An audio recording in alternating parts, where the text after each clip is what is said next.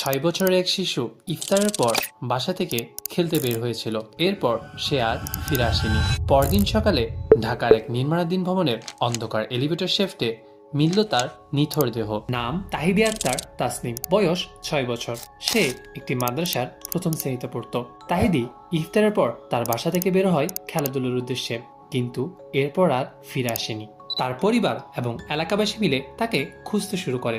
অনেক খোঁজাখুঁজির পর পরদিন সকালে একটি নির্মাণাধীন ভবনের এলিভেটর শেফটের পানির ভেতর থেকে তার মৃতদেহ উদ্ধার করা হয়।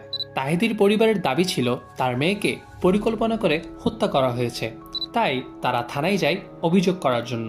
কিন্তু পুলিশ তাদের অভিযোগটি নিতে চাননি, কারণ যেই ভবনে তাহিদির লাশ পাওয়া গিয়েছিল সেই ভবনের মালিক ছিল একজন প্রভাবশালী ব্যক্তি, যার কারণে পুলিশ তাদের অভিযোগটি নিতে চাননি। পরবর্তীতে এলাকাবাসী মিলে থানার সামনে বিক্ষোভ করলে এক প্রকার পুলিশ তাদের অভিযোগটি নিতে বাধ্য হয়। এখনো পর্যন্ত ময়নাতদন্তের প্রতিবেদন প্রকাশ করা হয়নি, তদন্ত চলছে। সত্য কি তা এখনো অজানা। আপনাদের কি মনে হয়, এই ঘটনার প্রকৃত দায় কি ধরা পড়বে, নাকি এটাও হারিয়ে যাবে সময়ের ভিড়ে অন্য অনেক ঘটনার মতো?